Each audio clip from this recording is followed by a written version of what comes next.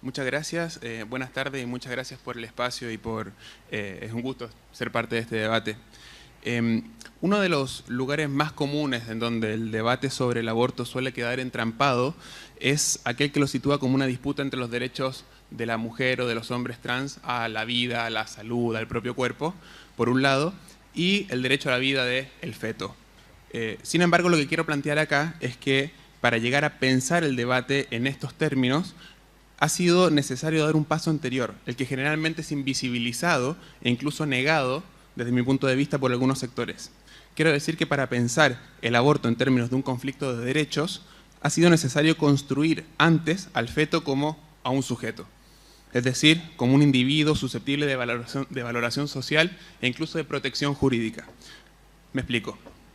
Las ciencias sociales nos han demostrado largamente que cada sociedad negocia de manera distinta los umbrales que determinan el momento en que se comienza a considerar a una nueva vida como susceptible de valoración y de protección.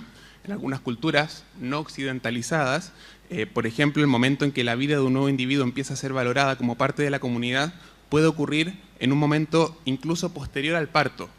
La antropología, de hecho, nos ha mostrado que en algunos lugares, por ejemplo, el ingreso simbólico de una nueva vida a una comunidad ocurre recién cuando la comunidad tiene certeza, por ejemplo, de que ese niño o niña va a sobrevivir luego del parto. Esto ocurre, por ejemplo, en comunidades en donde hay altas tasas de mortalidad neonatal, o cuando se cumplen algunos ritos, como la perforación de una oreja, la circuncisión, etc.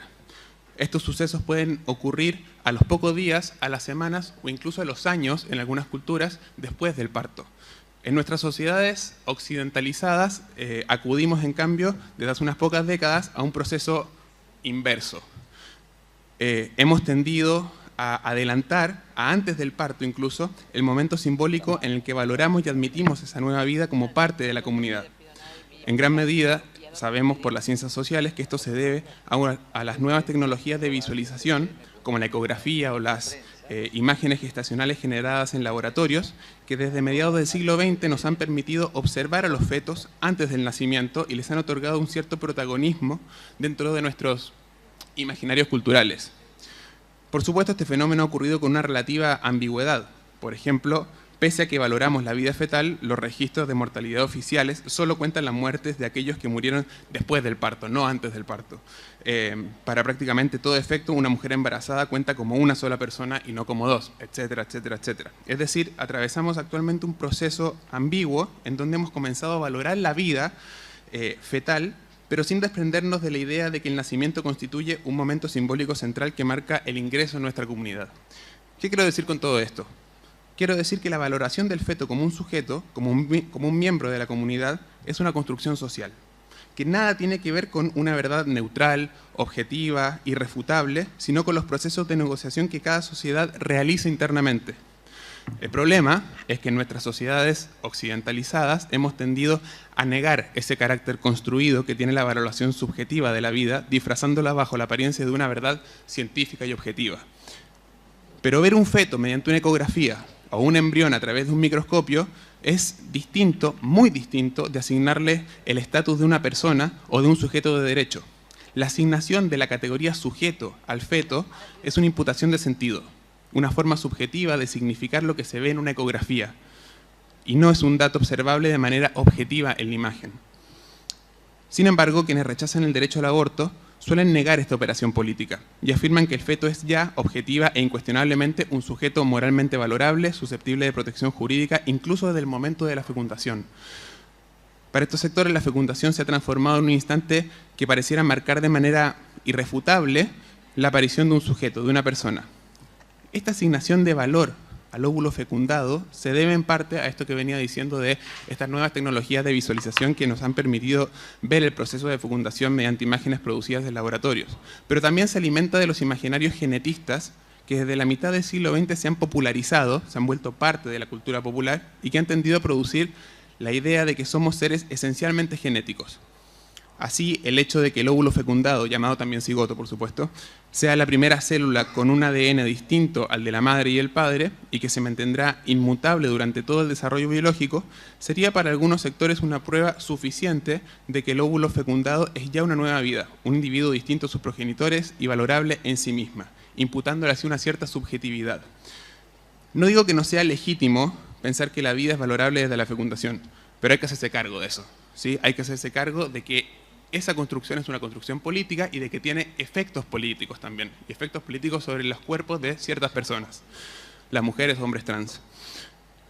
Porque pensar que la vida individual comienza en la fecundación, dado que es ahí cuando se forma el genoma humano, implica asumir un reduccionismo que establece que los seres humanos somos esencialmente genes y que somos valorables en tanto seres genéticos. En otras palabras, es entender que los seres humanos, es entender a los seres humanos bajo un prisma esencialista, como un simple conjunto de códigos, los genes, y no como entidades complejas en cuyas formas de actuar, de pensar, de sentir, se interconectan estructuras biológicas con estructuras sociales y culturales. Es negar que gran parte de nuestras acciones, sensaciones, sentimientos, decisiones, etc., están atravesadas por nuestra crianza, por nuestra interacción con el mundo y no por un simple código genético predeterminado. Al ver en un microscopio el proceso de fecundación, la imagen no nos está mostrando a una persona, o a un sujeto moral, o a una persona jurídicamente valorable. Solo nos está mostrando células que se unen. El carácter de persona, de sujeto de derechos, es una idea política, no es científica. Quienes oponen al derecho al aborto suelen subjetivar al cigoto, al embrión, al feto, negando esta operación política que efectúan, produciendo un imaginario que separa a la mujer del producto de la fecundación como si fueran dos sujetos objetivamente diferenciables. Al mismo tiempo, construyen al cigoto, al embrión y al feto como una potencial víctima, con lo cual convierten a las mujeres y a los hombres trans, a las personas gestantes, en potenciales victimarias. Un minuto. Es gracias a la subjetivación del feto que logran volver sospechosa la autonomía de las mujeres, evocando el antiguo sistema patriarcal de distribución desigual de poder que nos sitúa a los hombres en un lugar simbólico y materialmente privilegiado respecto de otros cuerpos, cuya autonomía tornamos sospechosa. Así, bajo la apariencia de objetividad científica, se instituye una forma de tutela sobre los cuerpos y las subjetividades de las mujeres y de los hombres trans. Por esto, y para cerrar, antes de debatir el aborto en términos de un conflicto de derechos entre el feto y la autonomía reproductiva, me parece que debemos sincerar los modos en que hemos situado, a mi modo de ver, irresponsablemente, el debate en este terreno, haciendo uso de un lenguaje científico para esconder los modos arbitrarios en los que hemos construido al feto como un sujeto de derecho a costa de la autonomía de las mujeres y de los hombres trans. Muchas gracias.